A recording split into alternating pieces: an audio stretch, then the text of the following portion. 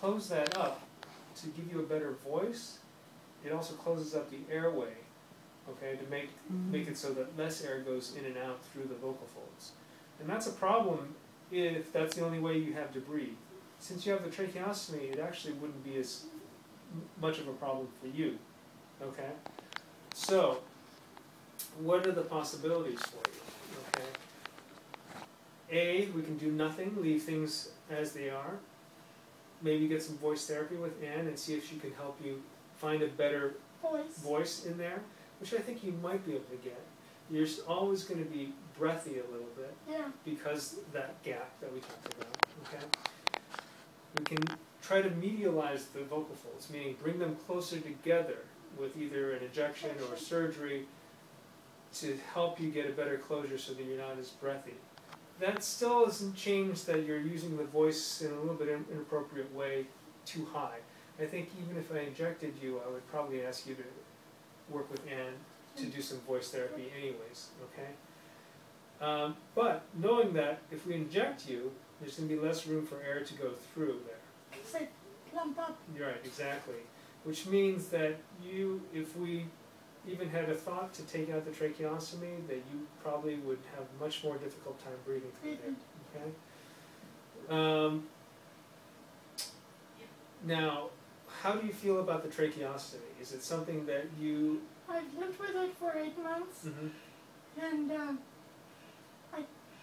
after I had my second surgery, I have to clean it out 3 times a day. But it's something that I don't like it, and sometimes I get tired of it, but at this point, I don't feel that I have another choice. Right. Because if that's taken out, how am I going to breathe? Well, that's the thing. So I think you actually have, enough airway that you can breathe when you're not exerting yourself. But it's going to be a little bit more difficult as when you're active. And because the surgeries were relatively recent still, we don't know where the vocal folds are going to settle in. Sometimes they continue to move. Sometimes as it heals, they continue to move farther out. Sometimes they continue to move farther in. We don't know for sure what's going to happen with you. Okay? So I think because you have the tracheostomy in there now already, I think the best course of action is just to leave it for now. Okay, so it's been 6 weeks since my second surgery. So you think that another 2 or 3 months might Well, there can be changes and recovery of the nerve for 6 months to a year, sometimes even longer. And what I would say is that we should probably be conservative and wait and see what happens to this vocal fold before we even consider taking that out, because it could close up even more, and it could make your breathing worse. Okay. And you want to be active. Right. So now, if you want me to try to improve your voice, I can inject something that's temporary that lasts about 3 to 6 months into the vocal folds. It will close up that gap a little bit, and it'll help aspirating? It might help your aspirating. It will help you generate a better and stronger cough. Because your cough, a good cough depends on the vocal folds coming together. I can't seem to get a good cough. Right, that's because they don't come together and you leak. So if your vocal folds don't come together, you go like that. Right. So you don't generate a good cough. So I think injecting the vocal folds might help you with that. Okay? What is the side effect? Well, the side effects, possibly some pain in the area. Through the outside? Well, I go through the neck. Through the neck? No, just above. Yeah, through the neck.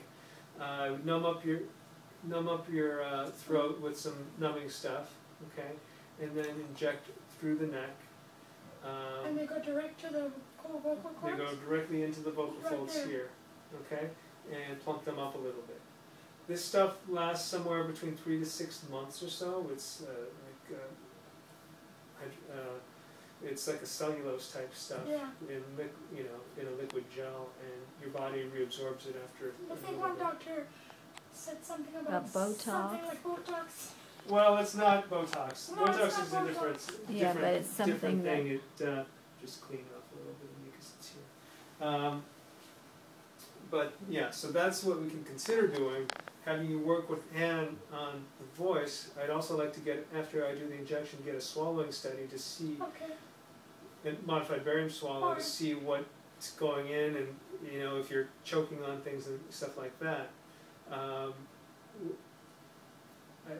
want to wait till after I do the injection, because the injection is going to change things, so you might as well wait till after if that's something that you want to do. I think so. Okay?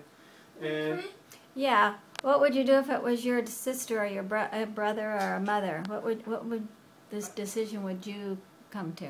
I think I'd go ahead and do the injection, leave the trach in, see what happens long term in terms of where the vocal fold settles.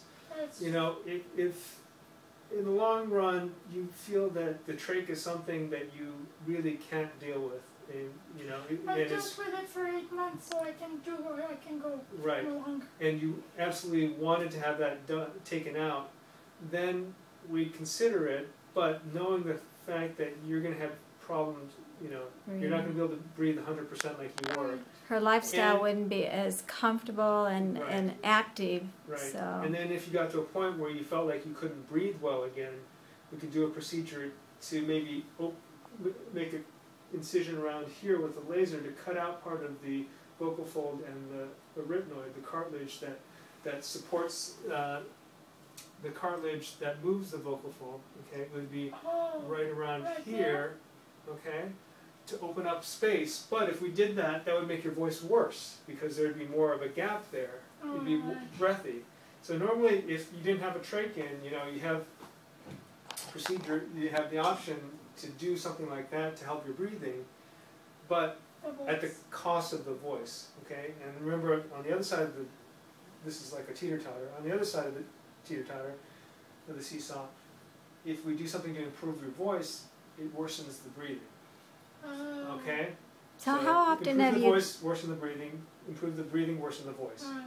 It's this balance that we have. The best solution to having the best breathing and the best voice is actually to have that trach in there. That way, you know, we can plump up the vocal folds, have them come together, give you a better cough and better, louder voice, but at the cost of having a tracheostomy. Okay, like I said, you know, if you're okay with leaving that in, it might be, since you already have it and you've gotten used to it, it might be the best thing to do is just to leave it in there. Yes. Somebody that hasn't had one there, it's a big